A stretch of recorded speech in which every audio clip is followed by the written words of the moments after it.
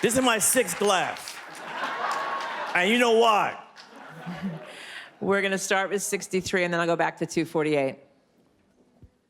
Just give me a second to get a mic to them.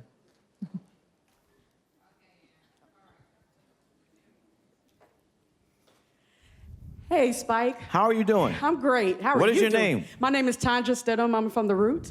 The Root, all right. So first of all, congratulations. Thank you very much. I want to say the Academy did the right thing by giving you this award.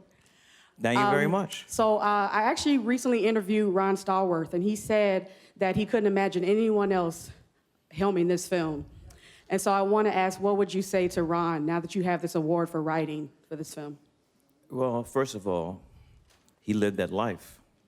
He infiltrated the Klan. He talked to David Duke on the phone. He was David Duke's bodyguard. And he lived to write a book to tell about it. We're gonna Next. We're going to go to 248 and then over to 180. Right here, All Spike. the way in the back. Hey, How you doing? great, congratulations. Thank you. So you've mentioned Do the Right Thing in your speech and with your accessories today, so does this make up for Do the Right Thing not winning the Oscar for you right now?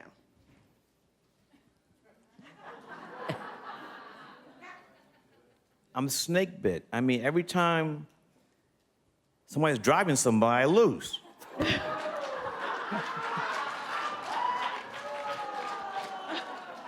But they changed the seating arrangement.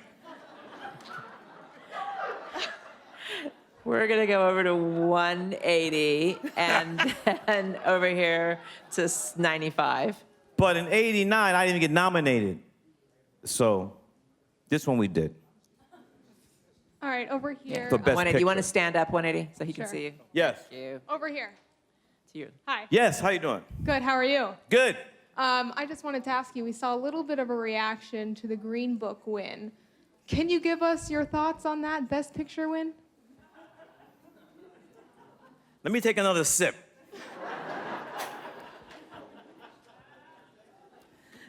Next question.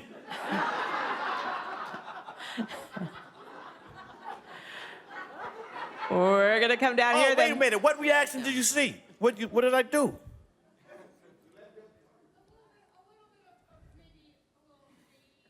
No, I thought it was courtside at the Garden. The ref made a bad call. Whoa. We'll move over here. Courtside. to 95. The world's most famous arena, Madison Square Garden. Knicks coming back next year.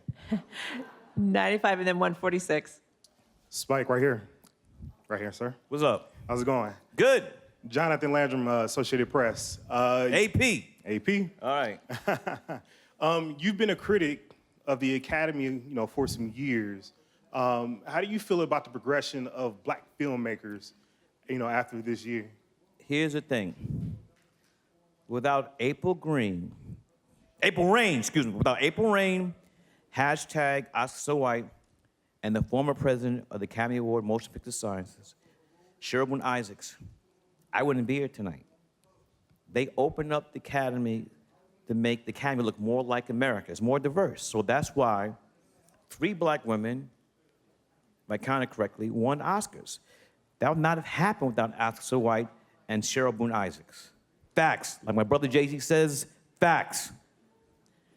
We're going to go to 146 and then over here to 18. Hey, congrats. Spike over here to your left. Stephanie Frederick. Hey, how are how you doing? Congrats. Thank you.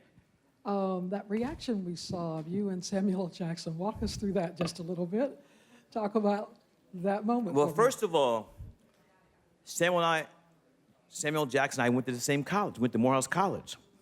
So I've known Sam from way, way, way back. He was in my school days. So we were very close, our families.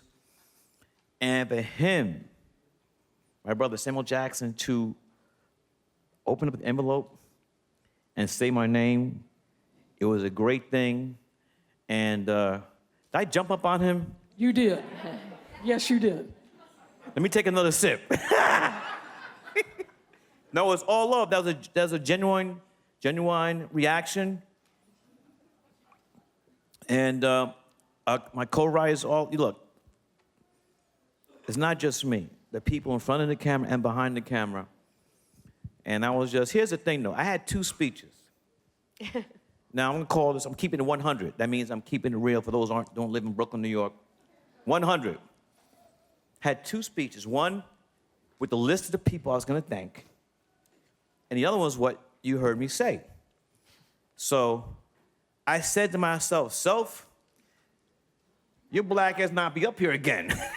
So let me go off the speech and I not get to read the one with the thanks. So I apologize for the people I didn't get a chance to thank. We're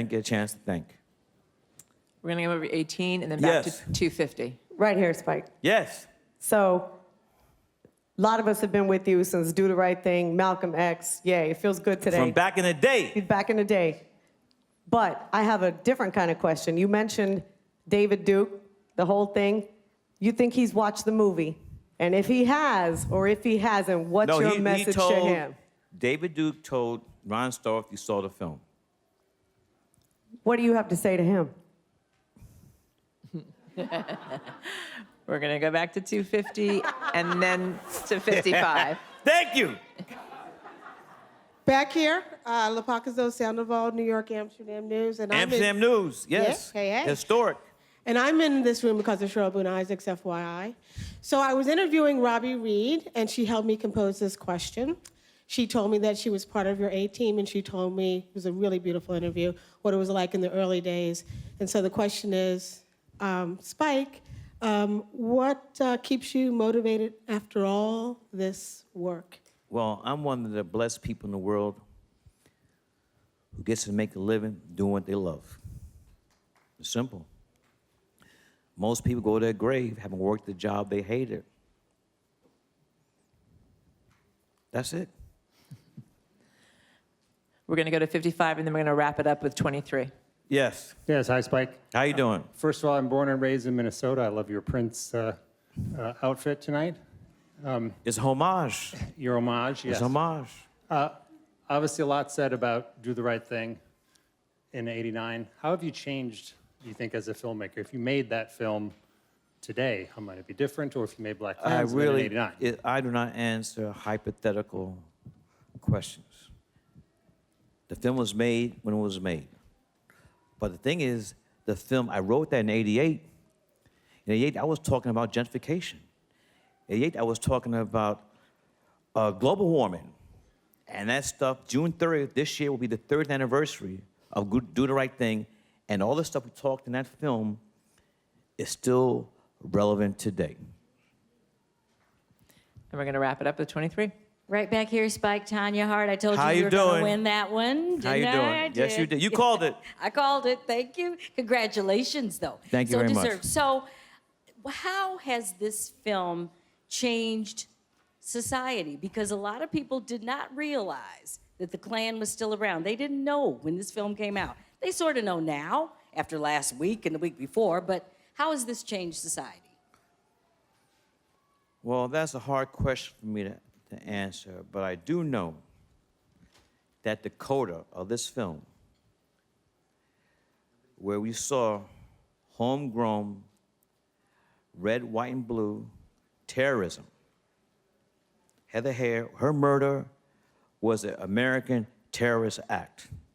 When that car drove down that crowded street in Charleston, Virginia, and the President of the United States did not refute, did not denounce the Klan, the alt-right, and neo-Nazis. And this film, whether we won Best Picture or not, this film will stand the test of time being on the right side of history. Thank you.